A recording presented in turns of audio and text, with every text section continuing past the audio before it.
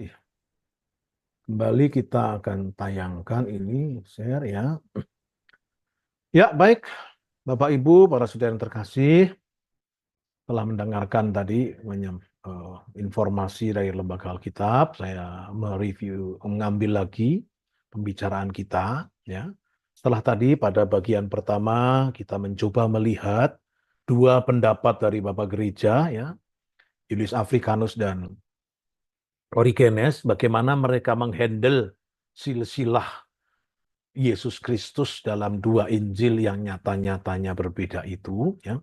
Walaupun harus kita akui seperti tadi sudah saya sampaikan, Afrikanus lebih mencoba untuk memahami, menerangkan pembedaan itu, sementara Origenes mencoba memahaminya bagaimana membaca dan menarik pesan untuk kita. Nah, saya akan mengambil contoh yang ketiga ini, ya, dari seorang pujangga gereja juga yang juga sangat terkenal untuk gereja barat, ya, Agustinus, ya. Dalam tulisannya The Harmony of the Gospels, ya, dari judulnya saja kita sudah bisa menduga apa yang difikirkan oleh Agustinus, ya. Bagaimanapun juga Gospel atau Injil itu mestinya merupakan suatu harmoni. Nah, dalam buku tersebut The Harmony of the Gospel, dalam buku yang kedua bab yang ketiga, Agustinus eh, lagi mencoba untuk memaparkan memaparkan persoalan yang berkaitan dengan silsilah itu tadi, silsilah Tuhan itu, baik menurut Injil Matius dan Injil Lukas. Ya. Agustinus juga bertitik tolak dari sebuah kenyataan, ya, bahwa dia yakin bahwa baik Matius dan Lukas memberikan informasi yang benar, ya. Jadi ini secara apa ya, sikap membacanya itu seperti itu. Matius dan Lukas sama-sama firman Tuhan memberikan informasi yang benar. Maka kalau ada sesuatu yang merasa kurang tepat atau ini mesti ditelusuri lebih lanjut bagaimana kita bisa memahami perbedaan-perbedaan seperti itu. Saya kira sikap inilah yang eh, baik, bijak kalau kita miliki juga dalam membaca teks yang mungkin bertentangan satu sama lain. Nah, menurut Agustinus, Yusuf itu sebetulnya dikatakan mempunyai dua ayah. Dua ayah. Nah, yang satu memperanakkan, nah ini yang memang digunakan istilah itu, memperanakkan, ya, Yakub memperanakkan Yusuf, ya, atau mempunyai anak itu, ya. Nah, yang satu memperanakkan yaitu Yakub. Nah, yang lain lagi itu yang berkaitan dengan Eli itu dikatakannya sebagai mengadopsi atau mengangkat anak. Ya, kita tidak tahu mengapa atau alasan apa Eli mengangkat Yusuf sebagai anaknya, kalaupun ada seperti itu tidak dikatakan oleh Agustinus, ya. Tetapi kemudian Agustinus itu menunjukkan contoh di dalam Perjanjian Lama para bapak gereja, bukan bapak gereja, bapak bangsa, itu juga ada contoh yang sama, yaitu ketika Yakub juga mengangkat dua anak Yusuf, Efraim dan Manasye, itu menjadi anaknya. Ya. Saya baca Kejadian pasal 48 ayat 5 sampai 6 itu. Ya. Maka sekarang kedua anakmu yang lahir bagimu di tanah Mesir, sebelum aku datang kepadamu ke Mesir, akulah yang empunya mereka. Ya. Akulah yang empunya Efraim dan Manasye, sama seperti Ruben dan Simeon. Dan keturunanmu yang engkau peroleh sesudah mereka, engkaulah yang empunya. Ini. Tetapi dalam pembagian warisan, nama mereka akan disebutkan berdasar nama kedua saudaranya itu. Ya. Jadi ada contoh di dalam peristiwa dalam Perjanjian Lama, yaitu ketika Yakub mengambil dua anaknya yang sebetulnya adalah cucunya, yaitu anak Yusuf, Efraim dan Manasye, menjadi anaknya seperti itu. Ya. Nah, ini digunakan sebagai contoh. Lihat itu di dalam Perjanjian Lama juga ada. Maka Yusuf, bapak ayah Yesus itu itu juga diadopsi oleh Eli dengan cara yang seperti itu. Hanya saja Agustinus itu tidak mengatakan mengapa Eli mesti mengadopsi Yusuf. Tidak dikatakan apa-apa, hanya dikatakan. Dan sekali lagi, perbedaan ini ya ditujukan dengan lagi-lagi rumusan yang dipakai oleh Matius dan Lukas itu. Kalau Matius tadi sudah kita lihat menggunakan ungkapan memperanakkan atau mempunyai anak, sementara Lukas itu hanya dikatakan si A, anak si A, anak si B, anak si C, anaknya seperti itu. Dan itu di dalam bahasa apa? Di dalam bahasa aslinya, dalam bahasa Yunani hanya digunakan kalau dalam bahasa Inggris itu mungkin dengan menggunakan kata of begitu ya. Jadi misalkan bisa dikatakan kalau kita mencoba sedikit membayangkan hal itu, jadi eh, ketika Yesus memulai pekerjaannya, ia berumur 30 tahun dan menurut anggapan ia adalah anak Yusuf, of Eli, of Matat, of Levi, of Malki, of Yanai, of dan seterusnya dan seterusnya. Hanya digunakan kata itu. Dan sekali lagi, oleh Agustinus itu dilihat perbedaan seperti itu untuk menunjukkan ada ada dua situasi. Yusuf mempunyai dua ayah, yang satu itu memperanakkan, itu berarti biologis, yang lain soal adopsi, entah mengapa tidak disebutkan. Ya, ini. Jadi bagaimana Agustinus memperlakukan dua tokoh ini, Yakub dan Eli, adalah seperti itu. Tetapi kemudian dia melanjutkan, ya.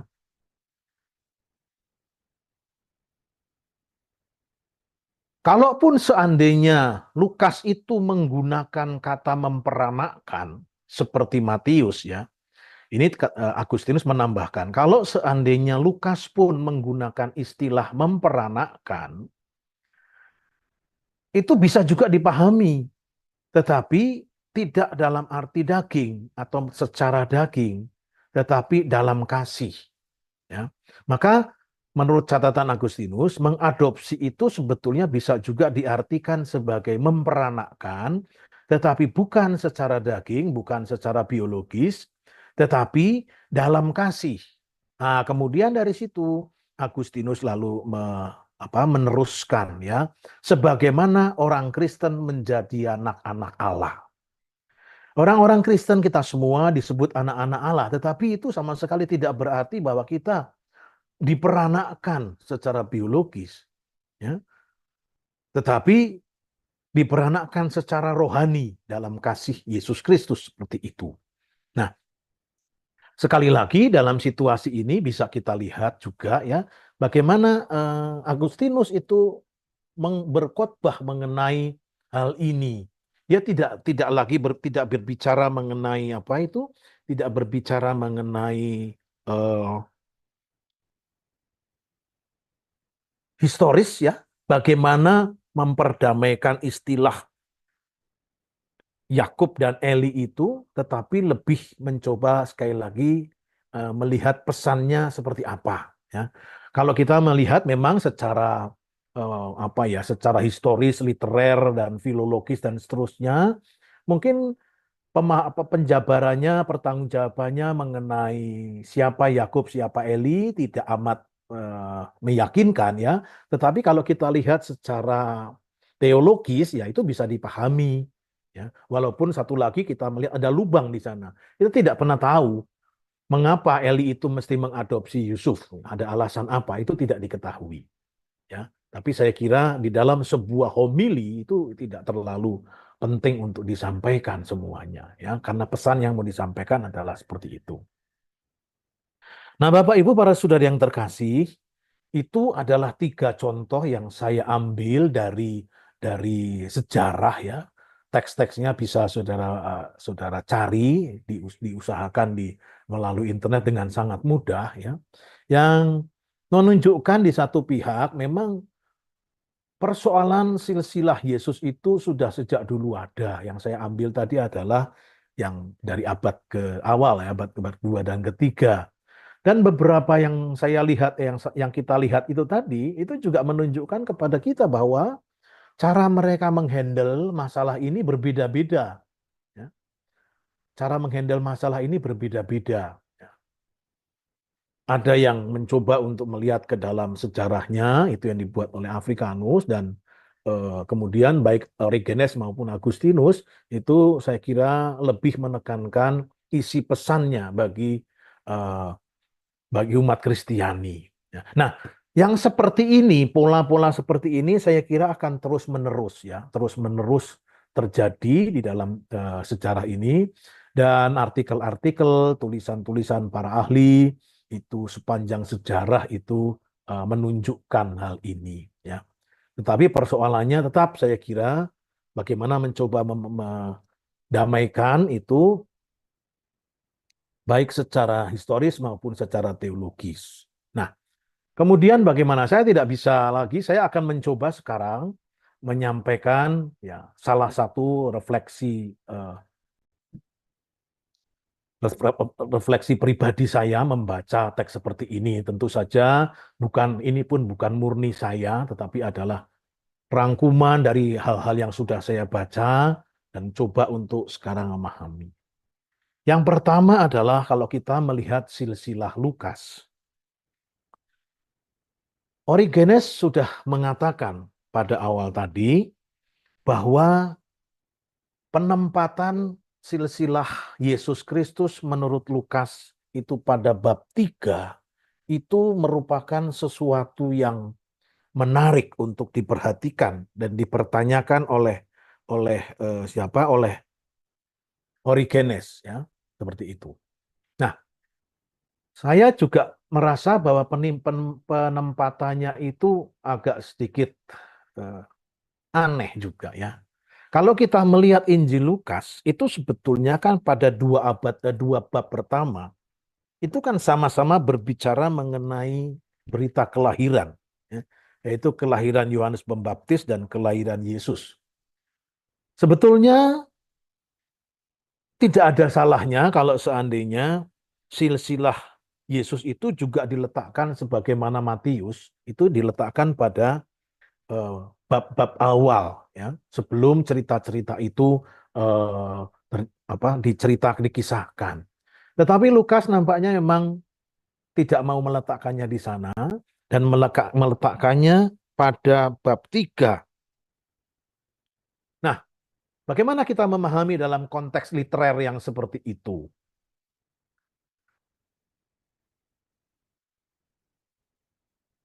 Dalam tempat yang sekarang, silsilah Yesus menurut Lukas itu ada di antara dua perikop lain.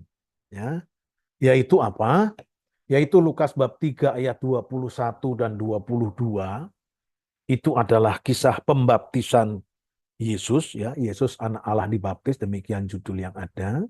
Kemudian bab 3 ayat 23 sampai 28 itu adalah silsilah, ya, silsilah Yesus. Dan kemudian sesudah itu Lukas bab 4 ayat 1 sampai 13 itu adalah pencobaan di padang gurun. Itu datang sesudah kisah silsilah. Nah, apa yang bisa kita lihat dari tiga perikop yang sejajar seperti itu?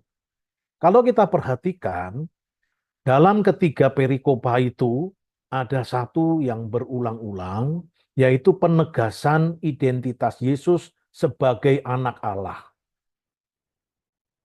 Dalam kisah pembaptisan Yesus, kita semua tahu bahwa setelah dibaptis, lalu dikatakan, turunlah Roh Kudus dalam rupa burung merpati ke atasnya, dan terdengarlah suara dari langit, engkaulah anakku yang kukasihi.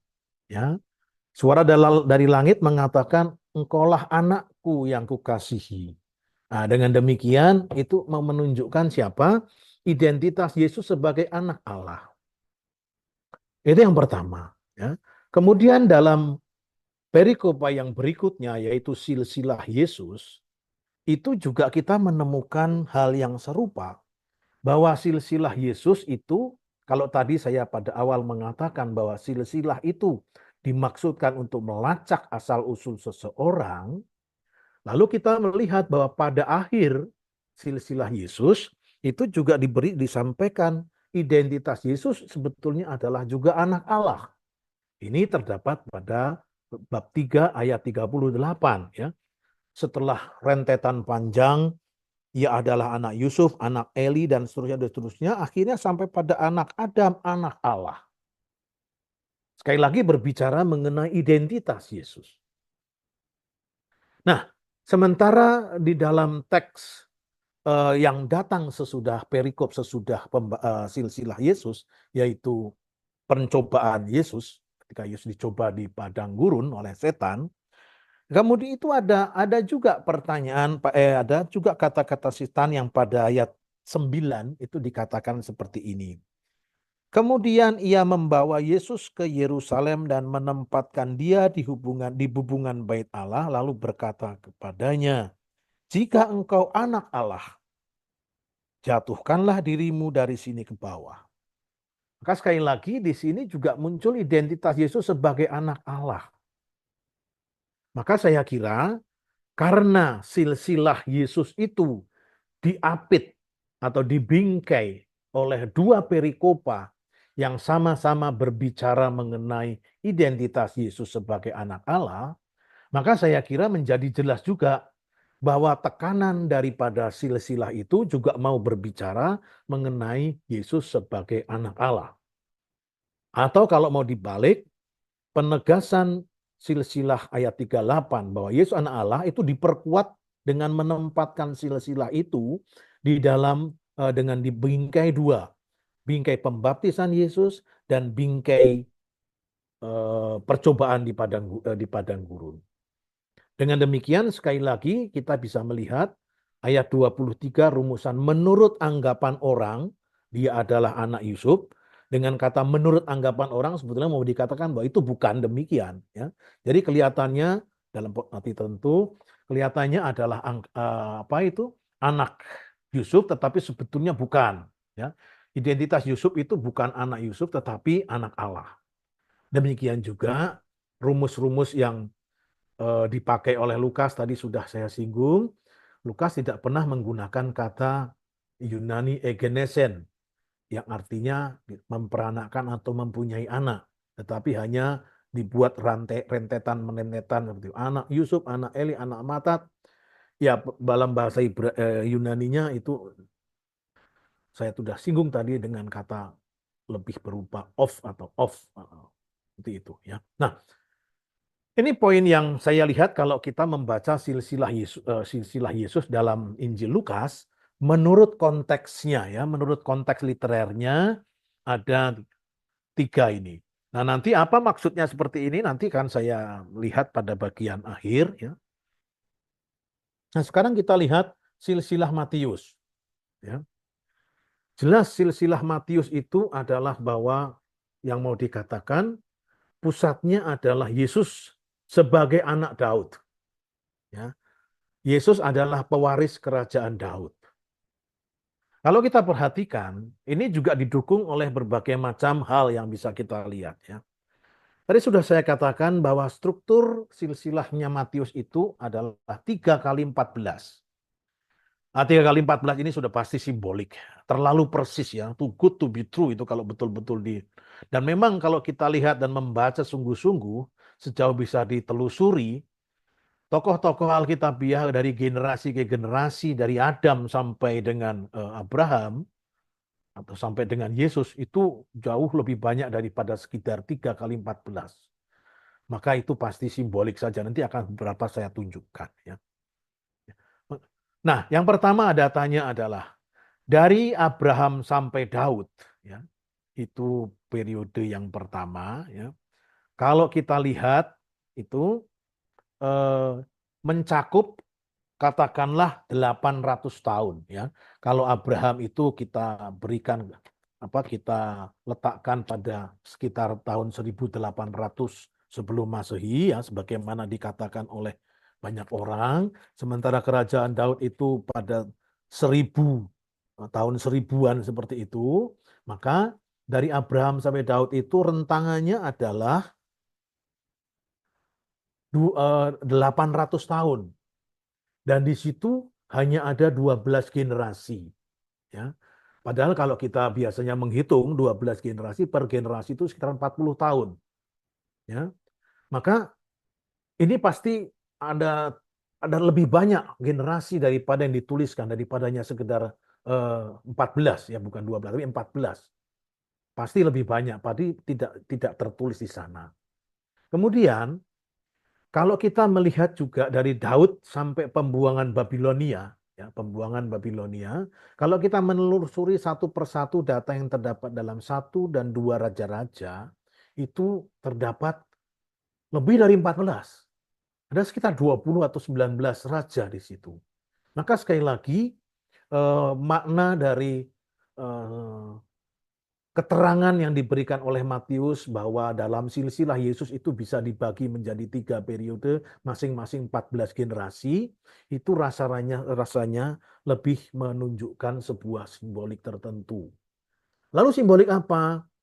Ya, salah satu yang bisa dikatakan adalah pertama, gematria atau gematria itu adalah angka, ya, angka, ilmu angka untuk dalam dalam kebiasaan Ibrani, ya, memberi nomor pada nama dan seterusnya seperti itu, ya. Nama Daud itu dalam aksara Ibrani yang adalah Dalet, Waw, Dalet itu masing-masing mempunyai satu angka. Dalet itu 4, Waw itu 6. Maka David, Dalet, Waw, Dalet itu angkanya adalah 4, 6, 4. Totalnya 14. Maka kalau demikian, 3 kali 14 generasi sebetulnya mau menunjuk pada Daud itu. Ya. Dan kita lihat bahwa di dalam silsilah Yesus sendiri, itu dalam ayat dibuka dan ditutup sebetulnya dengan istilah anak Daud. Lihat pada Matius bab 1 ayat 1, inilah daftar nenek moyang Yesus Kristus, anak Daud, anak Abraham. Dan pada ayat 17, jadi seluruhnya ada 14 keturunan dari Abraham sampai Daud, 14 keturunan dari Daud sampai pembuangan, dan 14 keturunan Babel sampai Kristus. Ya. Ini lagi disebut sebagai Daud ada di sana. Maka nampaknya beberapa petunjuk yang terdapat yang bisa kita lihat dalam silsilah ini mengarahkan, ya mungkin ada yang lain juga, ya, mengarahkan kita kepada Yesus mau dikaitkan dengan Daud.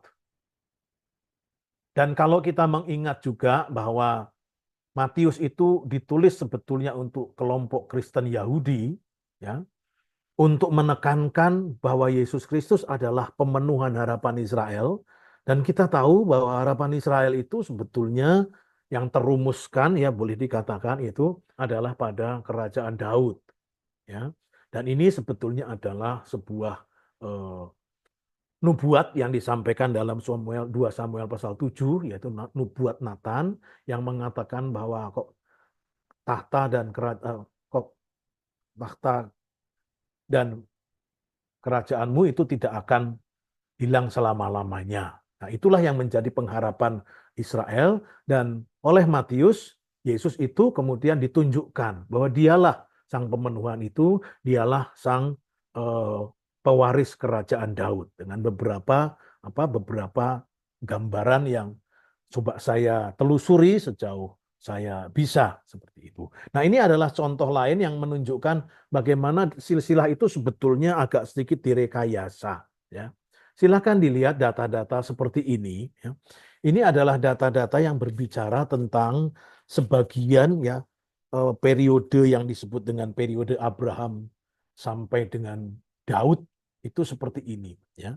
Pada bab 1 ayat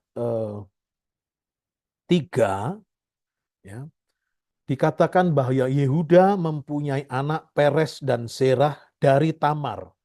Peres mempunyai anak Hesron, Hesron mempunyai anak Ram. Ram mempunyai anak Abinadab, Abinadab mempunyai anak Nahason, Nahason mempunyai anak Salmon, dan seterusnya. Nah, kalau kita melihat bandingannya dalam kitab Kejadian, Maka kita mengetahui bahwa Peres, Zerah, dan Hezron, anak-anak Peres itu adalah generasi pertama yang berangkat ke Mesir. Ya. Kejadian bab 46 ayat 12. Itu adalah generasi pertama yang berangkat ke Mesir. 46 ayat 12. Anak-anak Yehuda ialah Er, Onan, Shela, Peres, dan Sera, tetapi Er dan Onan mati di Kanaan, dan anak-anak Peres ialah Hezron dan Hamul. Dan Hezron disebut di situ generasi pertama, kemudian sampai di Mesir. Kemudian di antara nama-nama itu kemudian ada dua nama, Aram dan Aminadab. Kemudian nama berikutnya Nahason itu muncul dalam Bilangan bab 1 ayat 7. Ya. Bilangan bab 1 ayat 7 dari suku Yehuda Nahason bin Aminadab itu ya. Dan itu Bilangan bab 1 ayat 7 adalah ketika bangsa Israel mau berangkat dari tanah terjanji ke tanah Kanaan. Dari tanah Mesir ke tanah Kanaan setelah keluar dari Mesir itu ya. Apa artinya itu? Artinya bahwa dari periode Hezron, Peres dan Hezron sampai Nahason itu sebetulnya adalah periode pembuangan di Mesir atau periode bangsa Israel berada di Mesir yang menurut Kejadian 15:13 dan atau Keluaran 12:40 periode di Mesir itu 400 tahun atau 430 tahun. Tetapi ternyata di dalam silsilah Yesus itu hanya di-cover oleh nama-nama ini. Hezron, Aram, Abinadab, dan Nahason. Hanya 4 nama. Nah, kita bisa juga bagaimana masa 4 nama ini mengcover 400 tahun. Ya, ini sesuatu yang menunjukkan kepada kita bahwa silsilah Matius yang 3 kali 14 itu nampaknya memang sesuatu yang boleh dikatakan dibuat sedemikian rupa untuk supaya sesuai dengan 3 kali 14. Nah, 14-nya itu apa? Tadi sudah saya lihat saya coba tunjukkan berkaitan dengan nama Yesus seperti itu. Nah, kemudian saudara-saudara, kalau demikian apa yang bisa dikatakan? Saya akan mengatakan seperti ini ya. Maka Matius dan Lukas itu sebetulnya mau mewartakan siapa Yesus. Sekali lagi, silsilah itu adalah usaha untuk melacak asal-usul siapa. Ya. Nah, ada dua perbedaan di sini. Mengapa juga yang membuatnya berbeda dalam silsilahnya. Yang pertama, Matius itu, sudah saya singgung, menulis untuk kelompok Kristen Yahudi. Ya. Maka mau ditunjukkan bahwa Yesus adalah raja keturunan Daud, yang ini merupakan pemenuhan harapan orang Yahudi. Yang pertama ini, ya, silakan diingat ketika ketika Yesus bangkit dari mati dalam Kisah Para Rasul bab 1 ayat 6 itu orang-orang bertanya, apakah engkau mau bahwa pada saat ini engkau memulihkan kerajaan di Israel? Nah, seperti itu. Jadi kerajaan adalah kerajaan Daud. Yang kedua, Lukas itu audiensnya adalah kelompok Kristen non-Yahudi. Ya. Untuk mereka, ya, untuk Kristen non-Yahudi seperti itu, kerajaan Daud itu tidak relevan.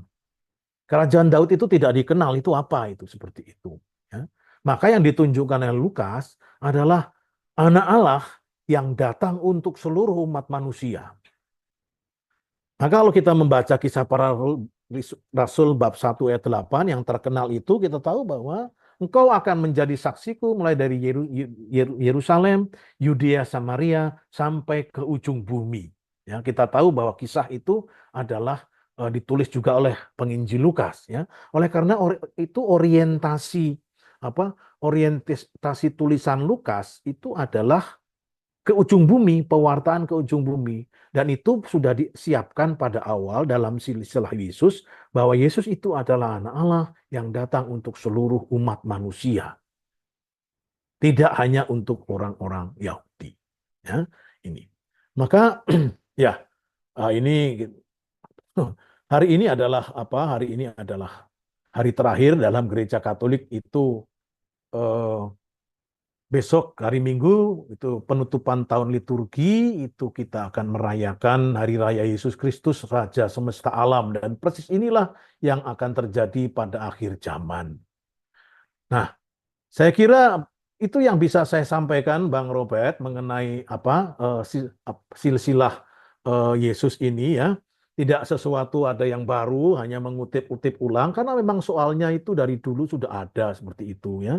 Nah, kata pengkhotbah saya ulang, tidak ada yang baru di atas muka bumi, saya hanya mengutip di sana, menunjukkan. Tapi yang penting adalah sekali lagi bukan masalah, tapi masalah ini pesannya apa untuk kami, untuk saya sebagai orang Kristen. Dan saya kira walaupun kita tidak bisa menjawab secara persis eh, apa itu persoalan mengenai nama Yesus, nama kakek Yesus, apakah Yakub dan Eli, saya kira kesaksian perjanjian baru tetap valid, tetap bisa dipertanggungjawabkan. Itu yang bisa saya sampaikan. Terima kasih kepada Bapak Ibu yang sudah mengikuti. Mudah-mudahan paparan saya berguna dan kemudian saya kembalikan waktu kepada Bang Robert. Terima kasih.